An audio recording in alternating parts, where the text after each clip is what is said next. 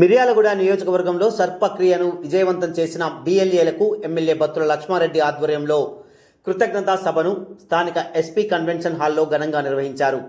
ఈ కార్యక్రమానికి ముఖ్య అతిథులుగా ప్రభుత్వ విప్ బల్మూరి వెంకట్, డీసీసీ అధ్యక్షుడు పున్నా కైలాష్ నేతలు హాజరయ్యారు. రాజీవ్ గాంధీ 82వ జయంతిని పురస్కరించుకుని కేక్ కట్ చేసి శుభాకాంక్షలు తెలియజేశారు.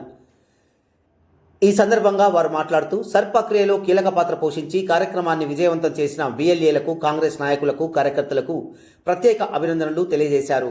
రాష్ట్ర ప్రభుత్వం ప్రవేశపెడుతున్న సంక్షేమ పథకాలను ప్రజల్లోకి సమర్థవంతంగా తీసుకెళ్లాల్సిన బాధ్యత ప్రతి ఒక్క కార్యకర్తపై ఉందని అన్నారు. కాంగ్రెస్ పార్టీ ఎల్లప్పుడూ కష్టపడి పనిచేసే కార్యకర్తలకు అండగా ఉంటుందని తెలిపారు. రాబోయే నెల రోజుల్లో పార్టీ కోసం శ్రమించిన నాయకులను, కార్యకర్తలను నామినేటెడ్ పదవుల్లో తగిన ప్రాధాన్యతనిచ్చి మంచి స్థానం కల్పిస్తామని భరోసా ఇచ్చారు. ఈ కార్యక్రమంలో స్థానిక కాంగ్రెస్ ప్రజాప్రతినిధులు, వివిధ మండలాల అధ్యక్షులు, ముఖ్య నాయకులు పెద్ద సంఖ్యలో కార్యకర్తలు పాల్గొన్నారు.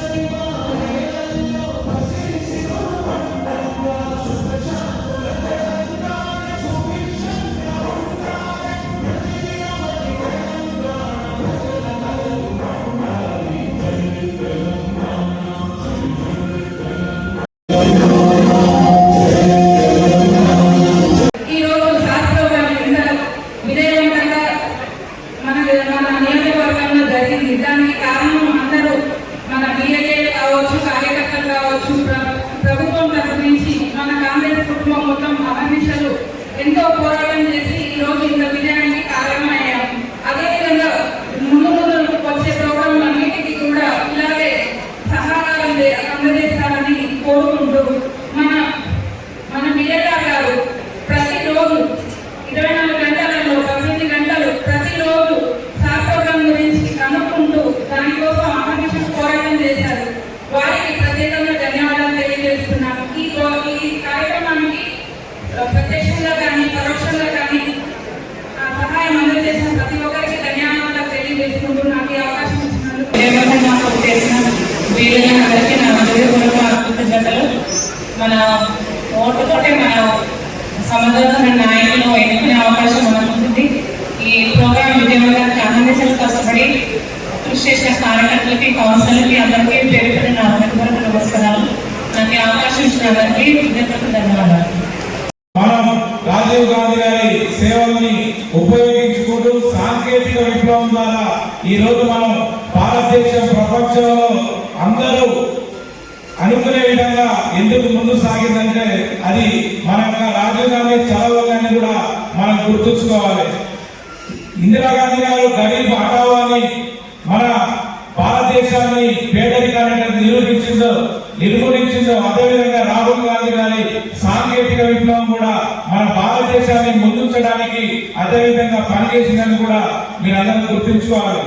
అదే కాకుండా ఇప్పుడు కేంద్ర ప్రభుత్వం కాంగ్రెస్ పాలిత రాష్ట్రాలని విచ్ఛిన్నం చేయాలనే ఉద్దేశంతో సర్ప్ ప్రోగ్రాం పెట్టి ఓటర్లని చిన్నాభిన్నం చేస్తా ఉంటే మన తెలంగాణ ప్రభుత్వం రేవంత్ రెడ్డి గారి ఆధ్వర్యంలో ఛాలెంజ్ గా సర్ప్ ప్రోగ్రాం తీసుకొని ఎక్కడ కూడా ఇబ్బంది లేకుండా బిఎల్ఏలు ఆర్టీసీలు కష్టపడి ఈ రోజు మన తెలంగాణ వ్యాప్తంగా కూడా ఆలస్యమైన దాఖలాలు బిఏలే వాళ్ళనే అని కూడా చెప్తా ఉన్నాం. ఈ దేశం కోసం ఈ దేశం ప్రసాదించడం కోసం ఆలోచించి ఇందిరాగాంధీ గారు ఈ దేశం కోసం బలిదానం చేసినటువంటి సందర్భం ఆనాడు చాలా నాయకులకు తెలుసు. ఆ సందర్భంలో ఈ దేశాన్ని అభివృద్ధి చెందించాలని ఈ దేశంలో ఉన్నటువంటి ఆదివాసులు గిరిజనులు ఆకలితో పేదరికంలో ఉన్నటువంటి జాతులకు న్యాయం జరగాలని చెప్పేసి ఒక దార్శనికమైనటువంటి ఆలోచనతోటి ఈ దేశ ప్రధానమంత్రిగా కష్టంలో కన్నీళ్ళలో ఇబ్బందుల్లో ఉన్నప్పటికీ కూడా ఈ దేశ ప్రధానమంత్రిగా రాజీవ్ గాంధీ గారు ప్రధానమంత్రి చేపట్టిన తర్వాత మీ అందరికీ తెలుసు మహిళలకు కానీ బీసీలకు కానీ ఎస్సీలకు కానీ రిజర్వేషన్ లేవు. అటువంటి సందర్భంలో కూడా మరి రాజ్యాంగ సభ కార్యక్రమాల ద్వారా శాసనసభకు మరి ఎమ్మెల్యేలు ఎంపీలు ఎస్సీ ఎస్టీలకు మాత్రమే ఉన్నాయి. కానీ స్థానిక సంస్థల్లో రిజర్వేషన్ తీసుకొచ్చి అదేవిధంగా ప్రభుత్వాలు రిజర్వేషన్ తీసుకొచ్చి అధికార వర్గాలు రాజ్యానికి నిర్వహించినటువంటి ఏకైక నాయకుడు ఈ దేశంలో పార్లమెంట్ గుర్తు చేస్తాం. అంతేకాదు యువతకు ఈ యొక్క పరిపాలనలో ప్రభుత్వంలో భాగస్వామ్యం కల్పించాలి. ఓటు అనేటువంటి ఆయుధాన్ని మీరు ఉపయోగించి ఈ ప్రభుత్వంలో భాగస్వామ్యం కావాలని చెప్పేసి రాజీవ్ గాంధీ గారు వారు ఉన్నటువంటి వయసుని మరి 18 సంవత్సరాలకు తగ్గించి యువతని రాజ్యాధికారంలో భాగస్వామ్యం చేశారు. అంతేకాదు మన కాంగ్రెస్ పరిపాలన ఏర్పడ్డాక చాలా స్పష్టంగా మూడు విధానాలతో కాంగ్రెస్ పార్టీ ముందుకు వెళ్తుంది. విద్య, వైద్యం, వ్యవసాయం అంటే వీటి ఈ మూడు ప్రథమ లక్ష్యంతో గౌరవ ముఖ్యమంత్రి రేవంత్ రెడ్డి గారు ప్రభుత్వాన్ని ముందుకు తీసుకొని వెళ్తారు. గతంలో ఏదైతే చిన్నప్పుడు పిల్లలు పుట్టినప్పటికీ వారి చదువుకెళ్ళి మొదలు పెడితే స్వయంగా వాళ్ళ కాళ్ళపై వాళ్ళు నిలిచిన విధంగా ఉపాధి కల్పన వరకు ఈ ప్రభుత్వం కృషి చేస్తుంది. అదేవైపు ఏదైతే భారతదేశానికి కానీ తెలంగాణ రాష్ట్రానికి కానీ వెన్నుముక్క రైతాంగం, ఆ రైతులకి భరోసా ధైర్యాన్ని ఇచ్చే విధంగా రైతు భరోసా కానీ, రైతు రుణమాఫీ కానీ, రైతు బీమా కానీ అలా అనేకమైన సంక్షేమ పథకాలు రైతుల సంక్షేమం కోసం ఏదైతే ప్రవేశపెట్టిన ప్రభుత్వం మన ప్రజా ప్రభుత్వం. దానితో పాటు ఎవరన్నా ఒక మగవాడు బాగుపడితే కేవలం తనే బాగుపడతాడు, కానీ ఒక మహిళ బాగుపడితే ఒక కుటుంబం బాగుపడుతుంది. ఒక దూర ఉద్దేశంతో సంకల్పంతో మహిళల్ని ఆర్థికంగా బలపరచాలి, మహిళలు 1,000,000 మంది మహిళల్ని కోటీశ్వరులు చేయాలన్న ఉద్దేశంతో మహిళలకి వడ్డీ లేని రుణాలు కానీ, ఏదైతే పెట్రోల్ బంకులు కానీ అనేకమైన ఏదైతే ప్రభుత్వంలో ఉన్న సంక్షేమ పథకాన్ని ఈ రోజు మహిళలకి అందుబాటులోకి తీసుకొని వచ్చింది మన ప్రజా ప్రభుత్వం. అన్ని పోటీ చేస్తే 3,000 ఓట్లు నాకు వచ్చినాయి. ఆ రోజు అందరూ కూడా బల్మూరి వెంకట్ పని ఘనమైపోయింది. బల్మూరి వెంకట్ ఎటువంటి అవకాశం రావని చెప్పి ప్రత్యర్థి పార్టీలు నన్ను ఎగతాళి చేసి మాట్లాడి ప్రభుత్వం ఏర్పడిన 3 నెలల లోపలే మొదటి నామినేటెడ్ పదవి శాసనమండలి సభ్యులుగా కాంగ్రెస్ ప్రభుత్వం నాకు అవకాశం కల్పించింది. ఇది కాంగ్రెస్ పార్టీ విధానం. దాని తర్వాత రాజ్యసభ సభ్యులుగా అనిల్ కుమార్ యాదవ్ గారికి, దానితో పాటు ఈ రోజు ఇక్కడ కూర్చున్న పున్న కైలాష్ రెడ్డి గారికి కూడా డిసిసి అధ్యక్ష పదవికి అవకాశం కల్పించారు. తప్పనిసరిగా ప్రతి ఒక్కరికి కూడా ఒక రోజు వస్తుంది, ప్రతి ఒక్కరికి కూడా అవకాశం వస్తుంది. కానీ అవకాశం రాలేదు, ఆలస్యమైంది అని చెప్పి మనం కూర్చున్న పడవని వేరే వచ్చి రంధ్రం చేస్తుంటే, మనం చూసుకుంటూ ఉంటే రేపు పొద్దున పడవ మునిగితే మనం కూడా పడవలో మునిగిపోయే పరిస్థితి, ఆ ప్రమాదం ఉంటుంది. అందుకే మీ అందరూ కూడా నేను చేతులు జోడించి విజ్ఞప్తి చేస్తున్నా. మన గౌరవ ముఖ్యమంత్రి రేవంత్ రెడ్డి గారు, మన కేబినెట్ అందరం కూడా ఈ రోజు ప్రజా ప్రభుత్వము ప్రజలకి మనము చాలా చేసినాము. చెప్పిన ప్రతి గ్యారెంటీని కూడా మనం అమలు చేసినాం. కానీ మనం చేసిన ప్రతి దాంట్లో కూడా ప్రత్యర్థి పార్టీలు కావాలని చెప్పి చిన్న చిన్న తప్పుల్ని ఎత్తి చూపించి మన పైన విమర్శలు చేసే ప్రయత్నం చేస్తున్నారు.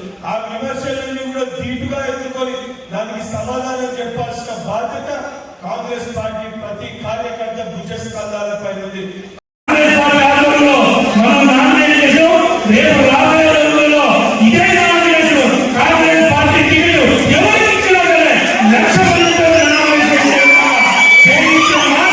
మీ అందరికీ ఇక్కడ నా బియ్యానికి టికెట్ రావాలని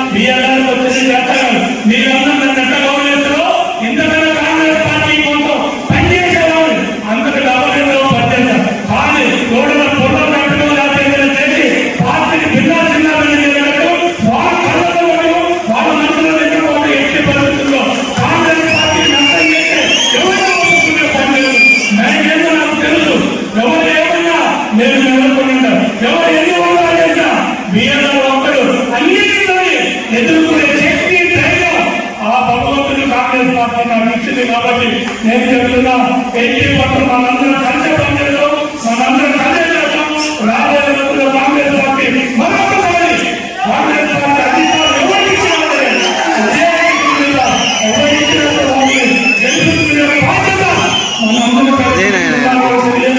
అలాగే మనకి ఏదైతే బైపాస్లో డ్రైవర్లు కావచ్చు, లేకపోతే దున్నపోతులు కానీ కావచ్చు, ఉద్యోగాల విషయాలలో డబ్బుల ఉద్యోగాల విషయాలలో కావచ్చు, మిగతా ఏ కార్యక్రమం మున్సిపాలిటీ డెవలప్మెంట్ కూడా రాబోయే 2 సంవత్సరాలలో చాలా డెవలప్మెంట్ ముందే నాకు చెడు లక్ష్మారెడ్డి నేనున్నా ఇబ్బంది లేదు. కాంగ్రెస్ పార్టీకి తోడుగా ఉన్నది. కాంగ్రెస్ పార్టీ రాష్ట్రాన్ని వినియోగ నియోజకవర్గాన్ని అభివృద్ధి చేసే బాధ్యత మేము తీసుకున్నాం. ఉత్తమకుమార్ రెడ్డి గారు కొనుగోలు చెప్పారు. మీకు ఏదైనా సరే దున్నపోతులు కానీ పథకాలన్నీ 1 సంవత్సరంలోనే అవన్నీ పూర్తి చేసి అక్కడే నీళ్లు పాలించి అక్కడే ఒక పంట పండించి అక్కడే అందించే విధంగా మనందరం కలిసి వెళ్తుందని ప్రతి రైతులకి అది లేదు కానీ దాదాపు కానీ అన్ని మండలాల్లో చెప్పండి. మీకు ఇచ్చిన ఎత్తిపోతు పథకాలు ఎత్తి పద్ధతులు పూర్తి చేస్తారు. అలాగే రోడ్ల విషయంలో కూడా ఆలయాల నుంచి మొక్కలు కావాలని మన కొండల నుంచి మన లాభం కానీ 6 శాంక్షన్ చేయించే నేను తీసుకొని